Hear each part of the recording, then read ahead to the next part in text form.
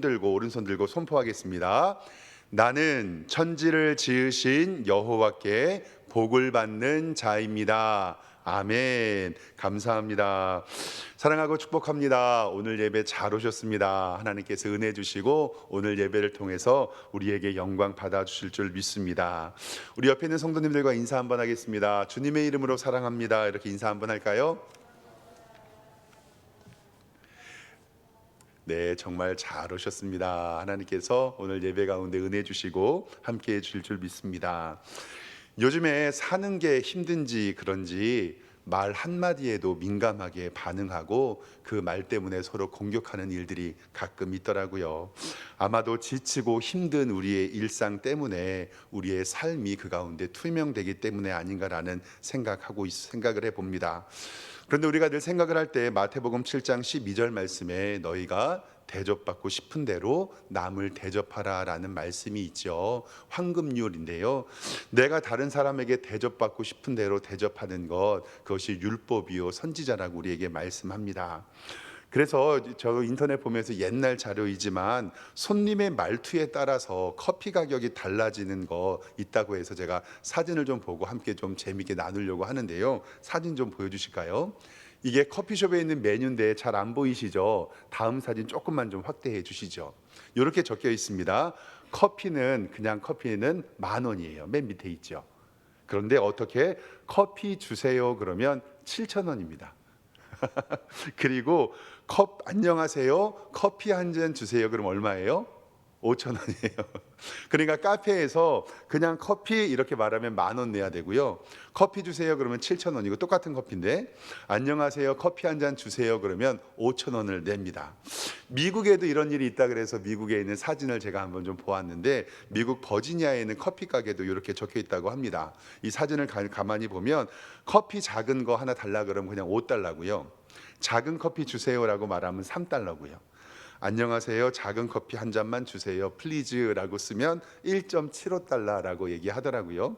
이것 보면서 우리 사회에서 나의 삶의 태도 그리고 내가 하는 말 때문에 우리 사회가 이렇게 아름다워질 수 있다라는 생각하면서 한번 고민해 보았습니다. 축복하고 사랑하는 말로서 하나님의 복된 교회와 복된 가정 이루시기를 주님의 이름으로 축원합니다. 아멘. 오늘의 시편의 기자는요, 하나님을 크게 찬양하고 시작을 합니다. 오늘 말씀 146편 1절에 보니까 이렇게 기록이 되어 있습니다. 할렐루야, 내 영혼아 여호와를 찬양하라. 그리고 나의 생전에 여호와를 찬양하며 나의 평생에 내 하나님을 찬송하리로다. 아멘.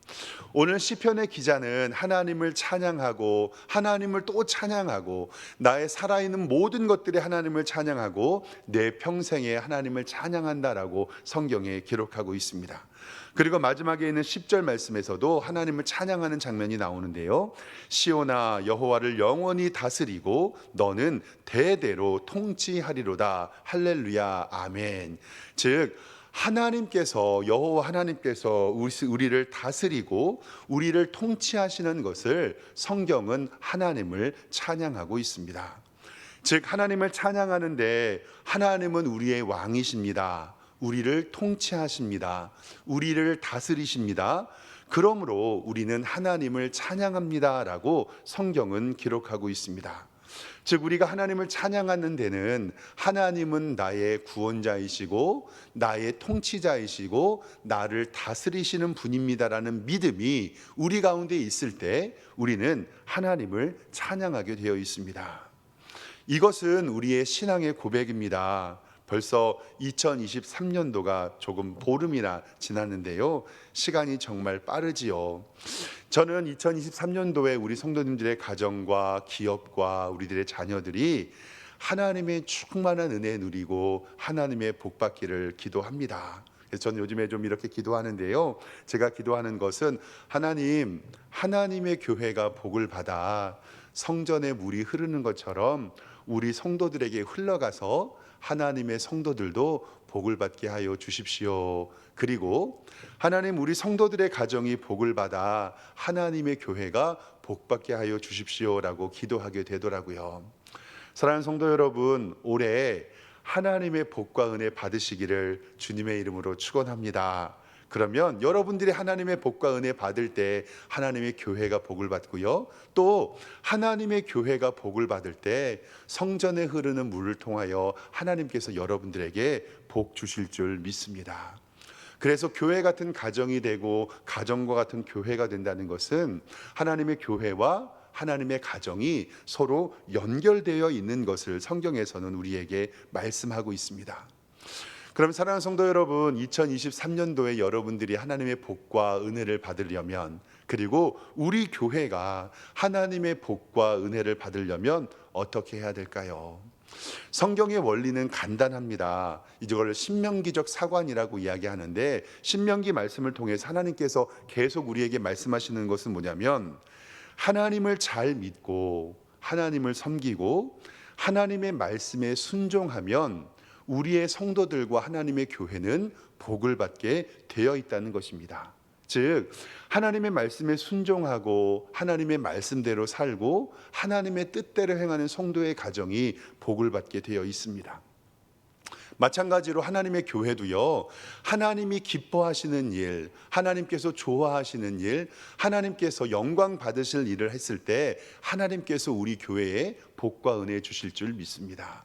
이것을 좀 어려운 말로는 하나님께 영광 돌리는 삶이라고 이야기를 하는데, 저는 조금 우리의 신앙생활을 조금 쉽게 표현한다면 저는 이것 같아요. 우리가 신앙생활 잘하는 방법은 하나님께 잘 보이기라고 생각합니다. 우리도 이 세상 살아갈 때 내가 좋아하는 사람이나 사랑하는 사람이나 내가 어떻게 마음을 품고 있는 사람에게 잘 보이고 싶어 하잖아요. 예쁜 옷도 입고 싶고 머리도 잘 만지고 화장도 하고 좋은 옷도 입고 가고, 사람과 사람의 생활에서도 어떤 사람을 좋아하고 사랑하게 되면 그 사람에게 잘 보이고 싶은 것처럼 우리의 신앙생활은요, 하나님의 영광을 위하여 산다라고 이야기를 하지만 하나님 앞에서 잘 보이는 것, 즉 하나님이 좋아하시는 일을 하는 것이 바로 우리의 신앙생활이라고 생각합니다. 다시 한번 여쭤보겠습니다. 사랑하는 성도 여러분, 신앙생활이 뭐라고요? 하나님께 잘 보이는 것. 올해 2023년도에는 정말 하나님께 잘 보이시는 우리 성도님 되시기를 주님의 이름으로 축원합니다. 하나님이 기뻐하시는 예배 생활, 하나님이 좋아하시는 기도 생활, 하나님께 영광 돌리는 봉사 생활, 하나님 앞에 감사드리는 헌금 생활 될 때 하나님께서 우리의 마음을 보시고 기뻐하시고 우리의 마음을 통하여 영광 받아 주실 줄 믿습니다. 즉 우리 교회도 마찬가지입니다. 교회를 어떻게 운영하고 선교비와 구제비를 어떻게 지출하고 어떻게 교회를 나아갈까라고 생각할 때 교회는 다른 것이 없습니다. 하나님께 잘 보이는 교회를 하나님께서 복 주실 줄 믿습니다. 2023년도에는 우리 성도님이 하나님께 잘 보여서 복을 받고, 또 우리 석샘교회가 하나님께 잘 보여서 하나님의 복을 받는 올 한 해 되기를 소망합니다. 즉 이것을 조금 어려운 말로 다시 바꾸면 하나님의 영광을 위하여 사는, 하나님의 영광을 나타내는 우리 교회와 우리 성도 되기를 소망합니다. 하나님은 나의 왕이시고 우리를 다스리시는 분입니다. 마찬가지로 우리 교회의 왕이시며 우리 교회를 다스리시는 분입니다. 그런데 하나님을 우리는 다스리시는 분이라고 믿고 하나님을 우리의 왕이라고 믿지만 하나님을 의지하지 않고 다른 것을 의지하는 성도가 있다라고 성경은 이야기합니다. 오늘 말씀 146편 3절에 보면 어떻게 기록하고 있냐면요, 말씀을 좀 보겠습니다. 귀인들을 의지하지 말며 그리고 도울 힘이 없는 인생도 의지하지 말라라고 성경은 이야기합니다. 4절에 그의 호흡이 끊어지면 흙으로 돌아가서 그날에 그의 생각이 소멸하리라 라고 성경에 기록되어 있습니다. 즉 무엇이냐면 하나님을 찬양하고 하나님의 나의 구주이시고 하나님의 나의 힘과 능력이라고 생각하면서 하나님을 의지하는 것이 아니라 3절 말씀에 귀인들을 의지하지 말고, 이것이 옛날의 개역 성경에는 방백들을 의지하지 말고라고 기록되어 있거든요. 그리고 도움이 없는 인생을 의지하지 말라라고 성경은 이야기하고 있습니다.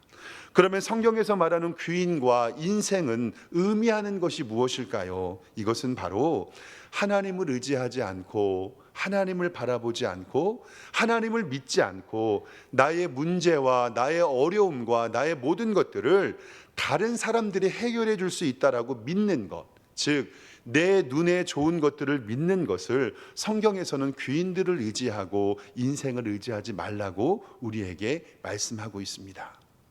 누구에게는요, 돈과 명예와 권력과 건강, 때로는 우리의 자녀들과 우리의 인맥까지, 이것이 우리가 이야기하는 귀인과 인생이라고 설명할 수 있습니다.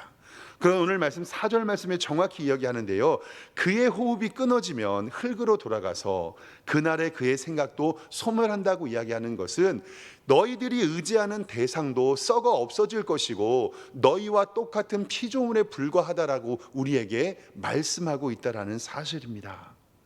사랑하는 성도 여러분, 우리가 의지하고 있는 돈과 명예와 권력과 건강과 자녀, 우리의 인맥과 세상에 자랑하는 모든 것들이 우리 눈에 볼 때는 우리가 의지해 볼만 하지만 그것은 호흡이 끊어지면 흙으로 돌아가고 소멸하는 것임을 꼭 기억하시기를 바랍니다. 우리가 잘 아는 것처럼 다윗과 골리앗의 싸움을 성경들은 기억하시죠. 도무지 이길 수가 없는 상황이었습니다. 소년 다윗은 이스라엘을 대표하여 블레셋 장수였던 골리앗을 이기러 나아갑니다. 그런데 그 소년 다윗이 나아갈 때 아무도 말리는 이가 없었습니다. 왜냐하면 그 큰 골리앗 앞에서 이스라엘 모든 백성들은 벌벌벌벌 떨고 있었거든요. 그때 전쟁에 나가겠다고 말한 사람 딱 한 사람, 소년 다윗밖에 없었는데요. 그때에 이 다윗이 싸우러 나갈 때에 세상 사람들은 귀인과 인생을 의지함으로 말미암아 그 다윗이 전장에 나갈 때 사울, 즉 어른이 입고 있던 갑옷과 창과 칼을 채워줍니다. 그런데 그 옷이 맞지 않지요. 다윗에게 자신의 갑옷과 칼과 창을 채워주는데 이것이 바로 우리가 생각을 할 때는 귀인이고 인생이라는 사실입니다. 그 어린 다윗이 전쟁에 나갈 때 그 갑옷과 창과 칼은 하나님 앞에서 봤을 때는 세상의 귀인이고 인생이었지만, 이 다윗이 하나님 앞에 나아간 것은 뭐냐면 물맷돌, 돌멩이 몇 개를 가져가서 하나님께 나아가고 의지할 대상이 바로 하나님이었음을 성경은 우리에게 말씀하고 있습니다. 그래서 사무엘상 17장 47절에는 다윗이 전쟁에 나가면서 뭐라고 고백하냐면, 사무엘상 17장 47절에 여호와의 구원하심이 칼과 창에 있지 아니함을 이 무리에게 알게 하리라. 전쟁은 여호와께 속한 것인즉 그가 너희를 우리 손에 넘기시리라. 아멘. 이 다윗은 전쟁에 나가면서 그들에게 외쳤습니다. 여호와의 구원하심은 너희들이 이야기하는 칼과 창에 있지 않다. 전쟁은 여호와께 속한 것이니 그가 너희를 우리 손에 넘기시리라 라고 말씀합니다. 즉 다윗이 이야기했던 칼과 창이 오늘 말씀에 있는 귀인들을 의지하지 말고 도울 힘 없는 인생을 의지하지 말라라는 그 말씀과 동일한 맥락으로 나아갑니다. 즉 다윗이 전쟁 가운데 의지했던 것은 전지전능한 하나님 한 분뿐인 줄 믿습니다.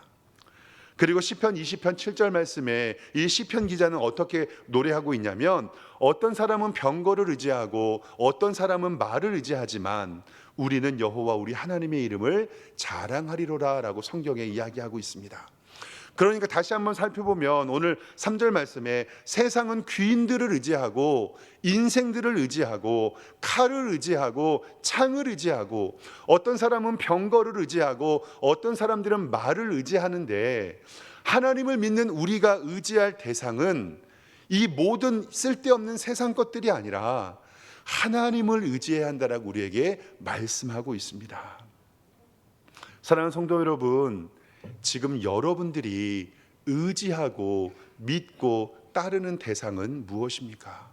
혹시 하나님을 믿는다고 하고 하나님을 나의 전능자고 창조주고 나의 구속자고 나를 위하여 십자가에 못 박혀 죽으신 하나님의 아들이라고 믿지만 그 옆에 있는 귀인과 인생과 칼과 창과 병거와 말을 의지하지는 않고 있는지, 사랑하는 성도 여러분, 정말로 하나님만 의지하시는 성도님 되시기를 주님의 이름으로 축원합니다. 세상은요, 귀인과 인생과 칼과 창과 병과 말을 의지할 수밖에 없습니다. 왜냐하면 눈에 보이는 게 다기 때문에 그렇습니다. 저기 앞에서 키 큰 골리앗이 나옵니다. 그의 갑옷과 그의 칼과 그의 창을 바라보면 도저히 이길 수 없을 것 같습니다. 그런데 이 소년 다윗은 믿음으로 하나님을 의지했고 전쟁은 하나님께 속했다는 것을 선포하고 있습니다. 사랑하는 성도 여러분, 여러분들이 기도하고 소망하고 애쓰고 노력하고 꿈꾸는 모든 것들이 칼과 창에 달려있지 않습니다. 귀인과 방백들에게 달려있는 것이 아니라 하나님에게 달려있음을 믿고 하나님만 의지하시기를 주님의 이름으로 축원합니다. 여러분 잘 아는 남유다의 13번째 왕 히스기야가 있습니다. 이 히스기야가 왕이 되었을 때에 아수르 제국의 왕이었던 산헤립이 이 히스기야를 공격해 옵니다. 지금까지 이스라엘은 어떻게 나라를 지켰냐면 자신들의 조상은 그들에게 조공을 바쳤고 애굽과 다른 나라에게 군사력을 빌려서 그들에게 이기기를 했고 군사를 지켰습니다. 그런데 히스기야 왕은요, 그들에게 조공 그치기를 그치고 애굽을 의지하지 않고 이제 하나님만을 의지하게 됩니다. 그리고 주의 종이었던 이사야의 선지자에게 기도를 요청을 하고 여호와의 전에 들어가서 기도하게 됩니다. 그리고 하나님께 모든 걸 맡긴 이후에 아수르 제국의 18만 5천 명이 송장이 되는 기적이 열왕기하 19장 20절에 기록이 되어 있습니다. 그러한 기도를 통하여 승리를 감당을 하고 나서 하나님께서 히스기야에게 뭐라고 말씀하시냐면 열왕기하 19장 20절에 이스라엘의 하나님 여호와의 말씀이 내가 아수르 왕 산헤립 때문에 내게 기도한 것을 내가 들었노라. 아멘. 외국의 군대들이 쳐들어와서 우리는 지킬 힘이 없었습니다. 그러나 히스기야는 하나님 앞에 무릎 꿇고 기도함으로 말미암아 이 전쟁은 하나님께 속한 것인 줄 믿고 하나님께 기도했을 때 하나님께서 이 아수르 제국의 산헤립의 공격을 물리쳐 주신 것을 믿었습니다. 그 후에 히스기야가 병들어 죽게 되었을 때에도 히스기야는 그의 얼굴을 벽으로 향하여 진심으로 하나님 앞에 기도했습니다. 만약에 우리가 아프고요, 병들고 힘들면 의사를 찾아가거나 약사를 찾아가거나 점쟁이를 찾아가서 무당을 찾아가서 내 병을 고쳐달라고 이야기할 텐데 히스기야는 자기가 병들어 죽게 된 것을 알고 하나님을 찾아갑니다. 열왕기하 20장 2절 말씀에 히스기야가 낯을 벽으로 향하여 여호와께 기도하여 이르되 내가 진실과 전심으로 주 앞에서 행하여 주께서 보시기에 선하게 행한 것을 기억하옵소서 하고 히스기야가 통곡하였더라라고 성경은 말씀하고 있습니다. 그 결과로 하나님께서는 히스기야의 기도를 들었고 열왕기하 20장 5절 하반절 말씀에 이렇게 기억합니다. 하나님께서 내 기도를 들었고 내 눈물을 보았노라. 내가 너를 낫게 하리니 내가 3일 만에 여호와의 성전에 올라가겠고 내가 내 날을 15년을 더할 것이라. 아멘. 사랑하는 성도 여러분, 다윗 이야기를 통해서 히스기야의 이야기를 통해서 우리 성도님들이 너무나도 잘 아는 말씀입니다. 전쟁에서 블레셋과의 전쟁에서 도저히 이길 수 없는 상황에서 이 소년 다윗은 하나님을 의지하고 전쟁이 하나님께 속했다는 것을 믿고 나아갔습니다. 히스기야는 아수르 제국의 산헤립의 공격에 18만 5천 명이나 되는 대군이 몰려왔을 때도 하나님께 무릎 꿇어 기도했고 그가 병들어 죽게 되었을 때도 낯을 얼굴을 벽으로 향하여 하나님 앞에 기도하여 하나님께 구했을 때 하나님께서는 내 기도를 들었고 내 눈물을 보았다라고 우리에게 말씀하고 계십니다. 사랑하는 성도 여러분, 여러분들이 간절히 원하고 바라고 기도하고 꿈꾸는 것이 무엇입니까? 그것을 우리는 우리의 소망이라고 이야기하는데 그 소망을 하나님께 두시기를 주님의 이름으로 축원합니다. 오늘 말씀의 제목은 하나님께 소망을 두라라고 말씀했는데요, 그 말씀이 오늘 말씀 146편 5절에 정확하게 기록이 되어 있습니다. 이것이 바로 오늘 말씀의 핵심입니다. 야곱의 하나님을 자기의 도움으로 삼으며 여호와 자기 하나님에게 자기의 소망을 두는 자는 복이 있도다라고 말씀합니다. 여기서 소유격을 자기라는 말을 3번이나 반복적으로 사용합니다. 5절에 야곱의 하나님, 야곱은 이스라엘의 하나님이잖아요. 자기의 도움을 삼으며, 나의 도움을 삼으며, 여호와 자기 하나님에게, 나의 하나님에게, 마지막으로 나의 소망을 주는 자는 복이 있다라고 성경을 이야기합니다. 우리가 구약에서 많은 믿음의 기도자들이 아브라함의 하나님, 이삭의 하나님, 야곱의 하나님이라고 기도하는 것은 뭐냐면 그들과 함께 하셨던 하나님이 나의 하나님이 되고 지금도 나와 함께 하심을 위하여 기도한다는 것을 성경은 강조하고 있습니다. 오늘 말씀 5절 말씀에 그러한 하나님이 첫 번째로는 나의 도움이 된다고 말씀하시고, 두 번째로는 여호와가 나의 하나님이라고 말씀하시고, 마지막 3번째로는 그 하나님이 나의 소망이라고 우리에게 말씀하고 계십니다. 사랑하는 성도 여러분, 다시 한번 말씀드립니다. 우리가 원하고 바라고 기도하고 간절히 꿈꾸는 우리의 소망이 하나님께 있음을 우리는 믿습니다. 천지 만물을 창조하시고 다스리시는 하나님께서 여러분들의 도움이시며 여러분의 하나님이시며 여러분의 소망이신 줄 믿습니다. 시편 121편 1절에 내가 산을 향하여 눈을 들리라. 나의 도움이 어디서 올까? 나의 도움은 천지를 지으신 여호와께서로다. 아멘. 시편 145편 1절에 왕이신 나의 하나님, 내가 주를 높이고 영원히 주의 이름을 송축하리이다. 아멘. 시편 43편 5절에 내 영혼아 내가 어찌하여 낙심하며 어찌하여 내 속에서 불안해하는가? 너는 하나님께 소망을 두라. 그가 나타나 도우심으로 말미암아 내 하나님을 여전히 찬송하리로다 라고 우리에게 말씀합니다. 즉 하나님은 나의 도움이시고 나의 하나님이시고 나의 소망이시며, 하나님께 소망을 두는 자들에게 하나님께서 그 소망을 응답하여 주실 줄 믿습니다. 하나님께서는 자기의 소망을 두는 자에게 복이 있다고 말씀하시고, 나에게 소망을 두는 것뿐만이 아니라 내가 너의 소망이다라고 우리에게 말씀하고 있습니다. 여기에 왜 내가 너희의 소망이 되냐고 오늘 말씀 6절에서 9절까지는 11가지나 소망이 되는 이유에 대해서 말씀하고 있는데, 오늘 말씀 성경 보면서 함께 좀 살펴보기를 원합니다. 6절입니다. 하나님께서 나의 소망 되시는 첫 번째, 여호와는 천지와 바다와 그 중에 만물을 지으셨다. 즉 하나님은 나의 창조주이시며 만물의 창조주이시기 때문에 하나님에게 소망이 있다는 사실입니다. 6절 하반절의 두 번째, 영원히 진실함을 지키시는 하나님이시다라고 우리에게 말씀합니다. 즉 하나님께서는 우리에게 약속하신 것을 끝까지 지키시고 하나님의 언약을 우리에게 지키신다고 말씀합니다. 저는 올해 영원히 진실하신 하나님이라는 제목으로 이 말씀 붙잡고 기도하려고 합니다. 송구영신 예배를 준비하면서 하나님 앞에 간구하며 하나님 올해 어떤 마음으로 기도할까요? 라고 기도했을 때 하나님께서 제게 붙잡는 말씀으로 주신 말씀은 예레미야 29장 11절에서 13절입니다. 작년에 계속 주일 예배 때 설교했던 말씀인데 이 말씀이에요. 너희를 향한 나의 생각을 내가 아나니 평안이요 재앙이 아니라. 너희가 내게 부르짖으며 내게 와서 기도하면 내가 너희들의 기도를 들을 것이요 너희가 온 마음으로 나를 구하면 나를 찾을 것이요 나를 만나리라. 아멘. 하나님께서 우리에게 주시는 마음은 재앙이 아니라 평안이라고 우리에게 말씀하시고 미래의 희망이라고 우리에게 말씀하시는 그 음성을 들으시기를 주님의 이름으로 축원합니다. 절대로 하나님께서는 우리에게 재앙을 주시는 것이 아니라 평안을 주시고 미래의 희망을 주시는 분이신 줄 믿으시기를 바랍니다. 하나님이 우리의 소망이 되어주시는 이유 세 번째는 7절 상반절에 나와 있습니다. 억눌린 사람을 위하여 정의로 심판하시며 하나님께서 공의의 하나님이 되셔서 우리의 편을 되어주십니다. 네 번째는 줄인 자에게 먹을 것을 주시는 하나님이시다.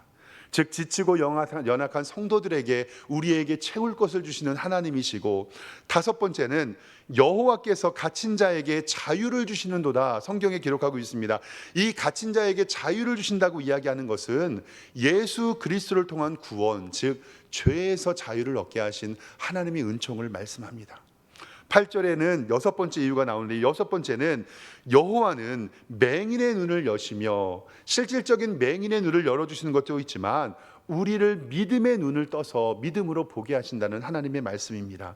일곱 번째는 8절 중반절에 여호와께서 비굴한 자를 일으키시며, 이 비굴하다는 말은 압제와 고통 가운데 있는 힘든 사람들을 이야기하거든요. 즉 낮은 자에 있는 자를 구원해 주신다. 8절 하반절에 여덟 번째로는 여호와께서는 의인을 사랑하시며, 9절의 첫 번째로 아홉 번째로는 여호와께서는 나그네를 보호하시고, 10절 열 번째로는 고아와 과부를 붙드시고, 마지막 11번째로는 악인의 길을 굽게 하시는도다라고 말씀하시면서 하나님께서는 6절과 7절과 8절과 9절 말씀을 통해서 11가지 하나님께서 우리의 소망의 이유가 되심을 우리에게 알려주고 있음을 꼭 기억하시기를 바랍니다. 사랑하는 성도 여러분, 하나님께서는 우리의 창조주 되시고 우리의 약속을 지키시며 연약한 자를 인도하시고 나그네 된 우리를 보호하시며 악인의 길을 망하게 하시는 참된 하나님이신 줄 우리는 믿습니다. 그렇기 때문에 우리는 하나님께 소망을 두고 하나님 앞에 기도할 수 있다는 것을 우리는 기억합니다. 이 시대를 가리켜서 소망이 없는 시대라고 이야기를 하고 꿈이 없는 시대라고 이야기를 합니다. 저도 아이들을 가르치면서 또 아이들에게 너는 꿈이 뭐니? 너는 소망이 뭐니? 라고 물어보면 우리 아이들이 잘 대답을 하지 못하더라고요. 그리고 이 시대를 살아가는 우리 청년들에게, 우리 기성세대에게도 꿈이 무엇입니까? 소망이 무엇입니까? 라고 대답하면 삶에 지쳐서 대답을 잘 못하시는 것을 보게 됩니다. 이 소망 없는 시대에 하나님이 우리의 소망이 되심을 믿습니다. 그리고 하나님께서는 우리의 소망을 하나님께 두라고 말씀합니다. 시편 71편 14절 말씀에 나는 항상 소망을 품고 주를 더욱더욱 찬송합니다 라고 우리에게 말씀하고 있습니다. 즉 나는 항상 소망을 품는다는 것은 소망을 품는 자들이 하나님을 찬송하게 된다라고 우리에게 말씀하고 있습니다. 누가 그러더라고요. 새해의 다짐을 지키는 방법은 작심 3일을 3일마다 한 번씩 하면 된다고 하더라고요. 우리가 어떤 계획을 세우면 3일 만에 그 계획이 중단되니까 3일마다 한 번씩 1년에 120번을 작심 3일의 삶을 살면 1년 동안에 그것을 지킬 수 있다고. 사랑하는 성도 여러분, 올 초에 하나님 앞에서 우리의 가정과 우리의 직장과 우리 교회에 다짐한 것들, 특별히 예배와 기도와 말씀과 봉사, 하나님 앞에 다짐한 것들이 있으시잖아요. 그리고 우리의 가정과 직장과 자녀의 우리의 삶의 문제들, 그리고 예수 그리스도의 피값으로 세운 하나님의 교회, 이 모든 것들에 하나님의 소망을 두시기를 주님의 이름으로 축원합니다. 잠언 16장 3절 말씀에 너의 행사를 여호와께 맡기라. 그리하면 너의 경영하는 것을 저가 이루시리라. 시편 37편 5절 말씀에 너의 길을 여호와께 맡기라. 저를 의지하면 저가 이루시고 내 일을 빛같이 나타나시며 내 공의를 정오의 빛같이 인도하시리라 라는 말씀이 우리의 기도의 제목이 될 줄 믿습니다. 사랑하는 성도 여러분, 꿈이 없으면 지칩니다. 소망이 없으면 힘들고요. 그런데 살아계시는 하나님이 우리의 소망이 되시며 우리가 꿈꾸고 바라고 기도하고 목표하는 것들을 하나님께 소망을 두었을 때 하나님께서 우리의 소망을 이루시고 우리의 앞길을 인도해 주실 줄 믿습니다. 함께 기도하며 2023년도 승리하는 여러분들과 제가 되기를 주님의 이름으로 축원합니다. 기도하겠습니다. 하나님 아버지, 은혜와 사랑에 감사합니다. 나는 항상 소망을 품고 주를 더욱더욱 찬송하리이다 라고 고백했던 이 찬송의 고백이 우리 모든 성도들의 고백이 되게 하여 주시고 2023년도에는 하나님께 소망을 두며 하나님으로 인하여 승리하는 한 해가 될 수 있도록 인도하여 주시옵소서. 감사드리고 예수 그리스도의 이름으로 기도드리옵나이다. 아멘.